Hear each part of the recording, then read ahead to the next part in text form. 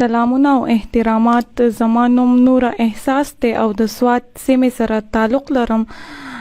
د څه وخت نه چې زمونږ کومه غلط فهمي روانه وه، شکر الحمدلله هغه نن حل شوه.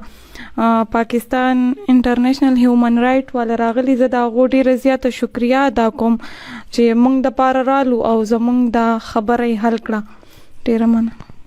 السلام علیکم ورحمۃ اللہ وبرکاتہ. زما نوم سیف الدین حیدر دی او په سوات سیمه زما زیږون شوی دی. د پیشې په لحاظ وکالت شعبې سره تعلق ساتم او د تیر اتو کلو راسې ایز ا سوشل میډیا آرټسټ کار کوم. مختلف ایشوز باندې چې دا مونږه आवाज شوته کړی دی.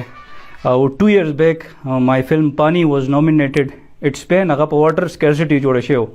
نو ایکچولی دا میډیا چې دی اټس ا ویری پاورفل میډیم which can induce سوشل چینج. نو دغه جنډه مونږه پورته کړې ده او دغه جنډې لاندې چې کوم دی نو هغه مونږ کار کوو. اټس ان آنر having seated with esteemed Mubina. You may also know her as Noora Ehsas. او زمونږ یو ډسپیوټ را روان دی and it's been 6 months. او ډېرو خلکو په دې کیس کې ګوتې والي دي او کوشش یې کړی دی چې یار دا مسله ښې طرف ته لاړه نه شي او بدې طرف ته لاړه شي.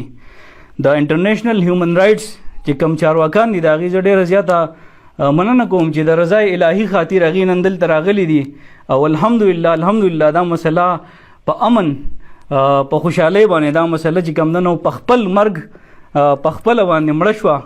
نو تیرې چپې هیرې او راتلونکې چپې به انشاءالله شمارو.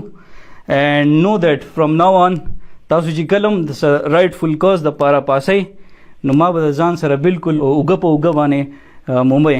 and that's what I assure you. ځکه پښتنه خاوره چې دا ډېره سربه ده د ټیلنټ په لحاظ باندې او په پښتنه خاوره باندې که د بدامنۍ تاوده بادونه هر څه والوتل، ماشومان خپیال به شوې، تورسرې کونډې شوې، خو د سیمې خیرازي ونه تروللی شوه. نو ځوانانو چې کله هم ساه اخیستې نو د سیال او ژوندي کامونو په شانې د امید رڼاګانې ولې کړي. نو مونږ به یو ځای دغه ډیوه چې ده دا به مړه کېدو ته نه پرېږدو او په دې خپل ملک باندې به ځان قربانو. د دې د فلاح او بهبود دپاره به مونږ انشاءالله کار کوو. ډېره مهرباني. السلام علیکم ورحمت